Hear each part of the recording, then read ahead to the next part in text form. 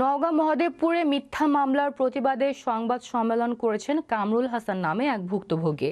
মঙ্গলবার দুপুরে নিজ বাড়িতে ভুক্তভোগী এই সংবাদ সম্মেলন করেন। কামরুল ইসলাম অভিযোগ করে বলেন, গত 17 ফেব্রুয়ারি তার ছোট ভাই মতিউর রহমানের সঙ্গে জমিজমা সংক্রান্ত বিষয় নিয়ে কথা কাটাকাটি হয়।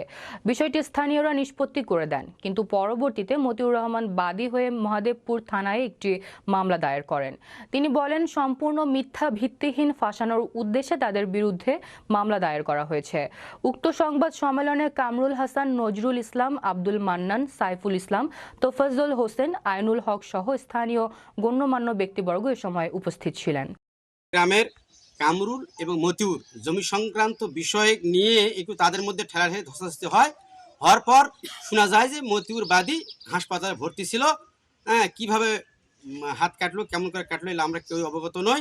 ওখান থেকে ফিরে এসে উনি থানায় একটা মিথ্যা মামলা করে, এই মামলাটি আমরা মিথ্যা ফাঁসানোর জন্য, এটা কামরুলকে ফাঁসানোর জন্য, আমি নজরুল আমাকে ফাঁসানোর জন্য এটা করছে। আমি ঘটনাস্থলে উপস্থিত ছিলাম না, অতএব এই মিথ্যা মামলাটা প্রত্যাহার করা হোক, এটা নিষ্পত্তি করা হোক। আমি ছাগলের পাতা কাটতে এসে দেখেছি গন্ডগোল, দেখেছি দুই ভাই গন্ডগোল নাইছে, ঝিকাঝিকি করছে যে ভেঙে দেওয়া হয়েছে। ভেঙে দেওয়ার পর ফুরে গেল। দেওয়ার পর পাশে শুনছি ক্যাচ করা খুঁজে হয়েছে। আমার নিউজ সোশ্যালে কেউ নেই, যেখানে কথা নাই আসল না। এইটুকু আমি ওখান থেকে যেমন ফুরে গেল, আমি ওখান থেকে আমি বাসায় চলে গেছি। ওই সময় কিছু কাটাকাটি হয়নি, হাতে কিছু ছিল না,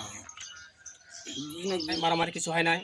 এবং আমার শ্বশুরকে 1 নম্বর আসামি এবং ওনার চাচাকে 2 নম্বর আসামি, আমাকে 3 নম্বর আসামি বানে এমন একটা বানোয়ার একটু মামলা দিচ্ছে, শিলতাহানির মামলা। শিলতাহানির মামলার মধ্যে আমাকে ফেলে দিয়েছে, আমাকে মান ক্ষুণ্ণ করার জন্য সে মামলা করেছে এবং আমাকে কাঠগড়ায় পর্যন্ত আমাকে দাঁড় করে লেছে। এই মামলাকে আমি ধিক্কার জানাই এবং দ্রুত প্রশাসনের হস্তক্ষেপ কামনা করি।